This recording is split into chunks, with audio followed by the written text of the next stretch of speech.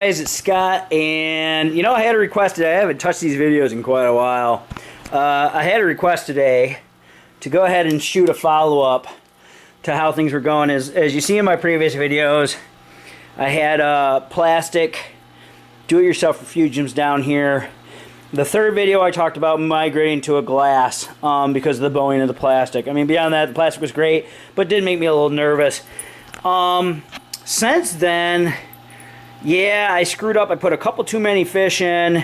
I had an ick attack. I lost half my tank. All my soft-sided fish, the beautiful ones. Fortunately, my scaly ones, Clowny, Victor, the bicolor angel, and the chromies all survived. And then since then, I've restocked a couple of the soft sides. I got, oh geez, brain fart. Tang. I got a tang in there, a couple tangs, and some other guys, Blemmy. There's a goby hiding somewhere.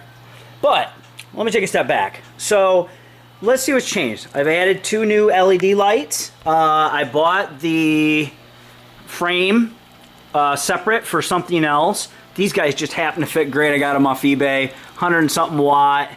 And then I built brackets underneath to hold them in place.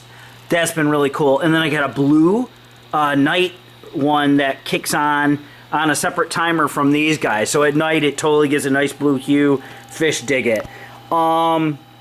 Because my water's gotten so good, I start getting into some corals. I threw these zinnias in. They've been going nuts, and they're so cool. Check them out. They pulsate. They kind of open and close, trying to generate more oxygen, and super cool. Just threw some zoas in there, and they're going nuts. I actually just target fed them. I got this guy. He's doing all right. Another zoa over here. A couple dusters have been in here for months. There's enough biological action going on in the tank. It's not dirty water, but it's nutrient filled. I'll show you some of that more later. So that's where the tank's at. It's progressed. Calcium, magnesium, alkalinity is all set.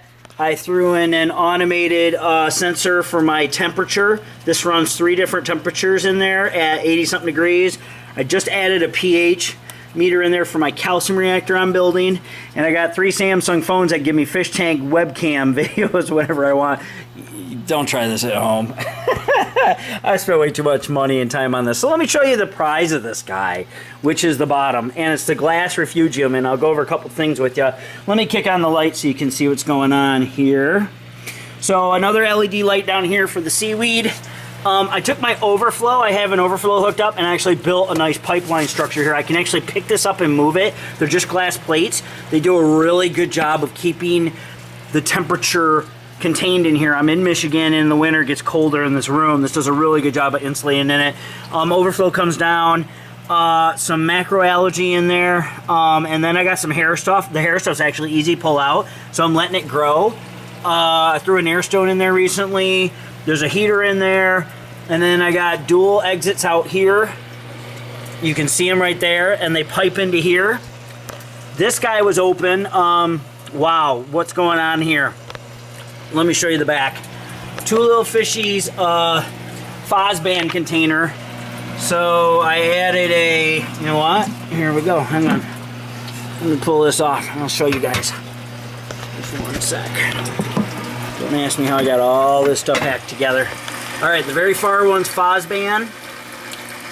And you see it outputting back in. This guy is a homemade calcium reactor. I'm still working on it. I got a closed loop system in here. And I got actually a carbon dioxide tank hooked up to my pH meter. I'm measuring the small output of my pH that's coming out of the calcium reactor to help melt the media. And then the third one I got, of course, is my protein skimmer. Works great. Threw some bio balls in. Look at that, a little bubble thing. So long story short, these guys I custom made, designed them myself, drafted up the stuff. Got really lucky and they happened to fit into this. I had to turn them sideways and throw them in, and it all just came together. I can actually take these out. It's a pain in the ass, but I can do it. There's the return mag pump right there. This is it. And really, this has taken me a good year to get this polished up. I started with the protein skimmer, threw the phosban in, and just recently I'm getting the calcium reactor in here to help feed the corals so I don't have to dose the tank anymore. That's a work in progress. I started it and my pH started dipping really low. Though I got the pH to work in the closed reacting loop system and melting the media, the pH, it's seeping out somewhere and affecting the tank. Works really good. No leaks. I do have some precipitation coming out here on the edges. What happens is the moisture hits the top, and then you can see it. I haven't gotten this figured out yet. You can see it, it comes and it drips. So what I did is I threw towels all around everything. It just captures the precipitation so it doesn't go underneath and ruin the wood. That's really it, guys. I mean, if you have any questions or comments, feel free. This project has turned out super awesome. The water quality, I'm just starting to change the water a little bit more because of the corals. Before the corals, I changed my water, maybe 20 gallons out of this 100 and something gallon system once a year. And I add a little bit of trace here and there. The phosphate, non-existent. Nitrates, non-existent. I do turn everything off a little bit to give some trace to the corals, though I'm going to start dosing some trace elements. The feather dusters have been in here for a very long time, which shows I don't feed them. It just shows the nutrient availability in the tank. I've added 2 power heads on the side here, 2 on here, and it creates a really nice, somewhat random flow. You can see the xenia flowing a little bit with it. It's a little bit of a random flow. Yeah, you guys want to be in the video. Anyways, I hope you enjoy the video. This has come out really good. I think I'm just about done monkeying with this thing. The calcium reactor, you know, buying the 2 fishy thing, making a closed loop system, I engineered that, and then buying this tank and getting it filled with carbon dioxide with a solenoid on the side that runs into this based on the pH level of the tank, which unfortunately is a little lower than what I'd like right now. That's really my last stop. I might make some modifications to this guy, but I feel it's come quite a long way. And this was the last piece I was trying to figure out is how do I insulate this with tall tower items. So I built this plexiglass, not as elegant looking, and thank God it's behind panels, but I built this plexiglass guy to go over the top, and fantastic. Water quality is amazing.